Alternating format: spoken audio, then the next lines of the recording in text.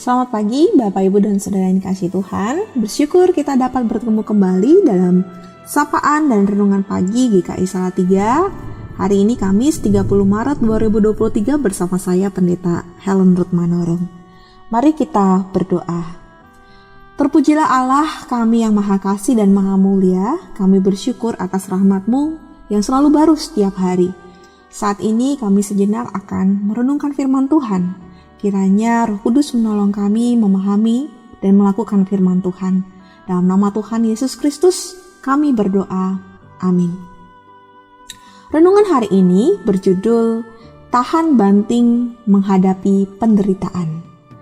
Firman Tuhan yang mendasari renungan ini diambil dari Matius pasal 15 ayat 21-28. Namun, saya hanya akan membacakan ayatnya yang ke-28.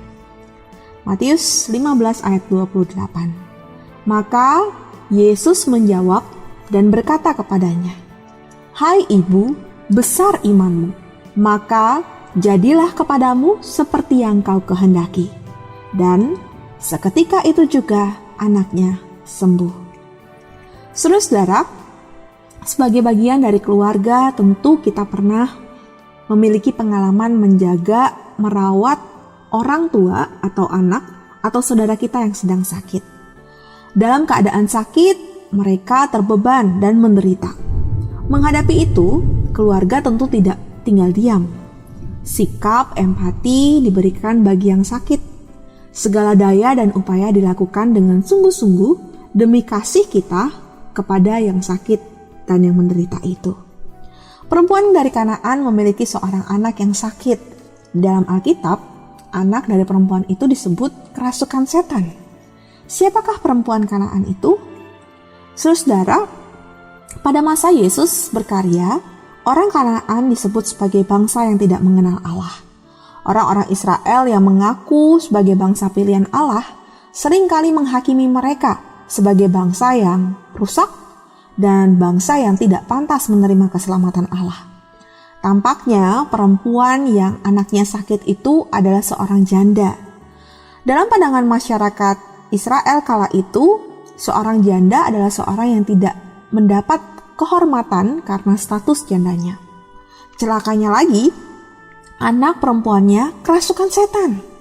Nah, biasanya kerasukan setan itu bagi orang Israel saat itu merupakan simbol dari sikap yang tidak mudah percaya terhadap orang lain, pada pemimpin, lalu suka cekcok dan mudah berprasangka.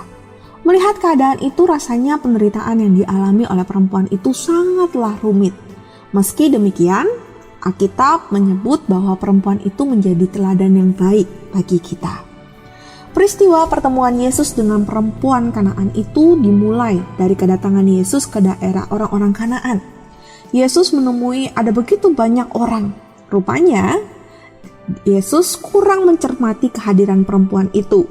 Maka ketika perempuan itu berseru, "Kasihanilah aku ya Tuhan, anak Daud, karena anakku perempuan kerasukan setan dan sangat menderita."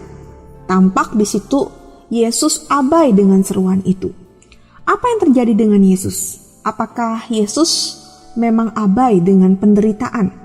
Apakah Yesus tidak peduli dengan perempuan Kanaan itu? Seorang teolog bernama Martha Sudija mengajak kita untuk bisa berefleksi lebih mendalam.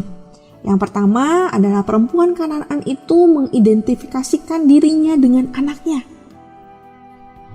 Yang sakit adalah anaknya, tetapi ibu itu memohon kepada Yesus, "Kasihanilah aku ya Tuhan."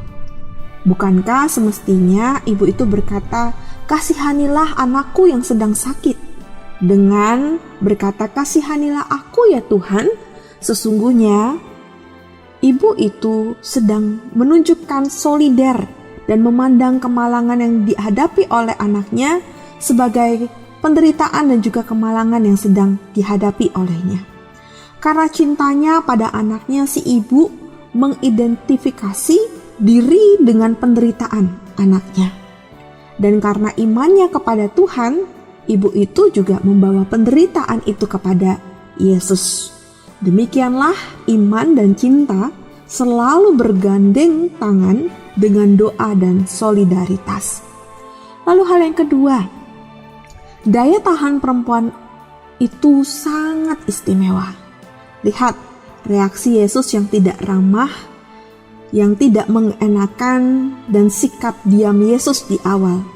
Ketika didesak oleh para murid, akhirnya Yesus menjawab juga. Tetapi ia memberikan sebuah jawaban yang kesannya merendahkan atau menghina si ibu itu. Ayat 26 dituliskan, tidak patut mengambil roti yang disediakan bagi anak-anak dan melemparkannya kepada anjing. Pernyataan Yesus itu tampak keras sekali. Namun ibu itu tidak kehilangan nyali untuk datang kepada Yesus.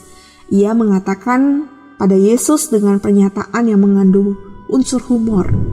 Ayat 27, perempuan Kanaan itu menjawab, benar Tuhan, namun anjing itu makan remah-remah yang jatuh dari meja tuannya. Saudara, di sini ibu itu memberikan sebuah keteladanan tahan banting.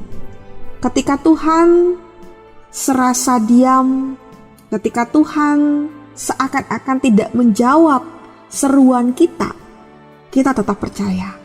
Juga ketika seluruh dunia menghina atau menyakiti kita mesti tetap meneguhkan hati dan belajar untuk tetap percaya dan berserah kepada Tuhan.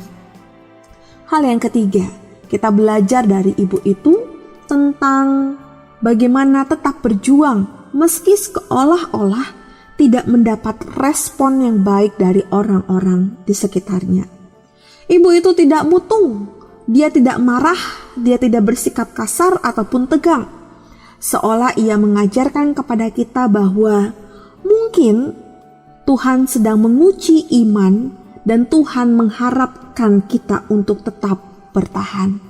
Kepercayaan dan sikap teguh ibu tersebut menemukan buahnya. Yesus mengabulkan permohonannya. Bahkan Yesus sendiri memuji hati si ibu itu dengan berkata, "Hai ibu, besar imanmu, maka jadilah kepadamu seperti yang kau kehendaki." Saudara yang dikasihi Tuhan, sikap tahan banting atau tahan uji merupakan sikap hidup beriman kepada Tuhan yang mencintai kita. Ia sangat mengerti dan solider dengan pergumulan yang kita alami. Karena itu, marilah kita tetap beriman kepada Tuhan. Jangan mutung, jangan marah, apalagi meninggalkan Tuhan ketika kita menghadapi kesulitan atau penderitaan hidup. Dalam masa prapaskah ini, biarlah kita tetap menjaga kesetiaan iman kita kepada Tuhan, tahan banting menghadapi penderitaan. Amin. Mari kita berdoa. Tuhan, kami bersyukur atas firman-Mu yang kembali menunjukkan kepada kami untuk memiliki hati yang tahan banting untuk menghadapi penderitaan. Meskipun tidak mudah bagi kami, namun kami belajar untuk percaya bahwa Engkau adalah Tuhan yang sangat mengerti dan sangat peduli kepada setiap keberadaan kami. Kami mau belajar untuk percaya dan setia hanya kepada Tuhan. Kiranya Tuhan selalu menguatkan dan meneguhkan kami di dalam menjalani kehidupan ini. Berkatilah ya Tuhan aktivitas kami sepanjang hari ini. Tuhan yang senantiasa menjaga, melindungi dan memberkati kami beserta dengan seluruh keluarga kami. Dalam nama Tuhan kami Yesus Kristus, kami berdoa. Amin. Selamat berkarya saudara, salam sehat, Tuhan Yesus memberkati.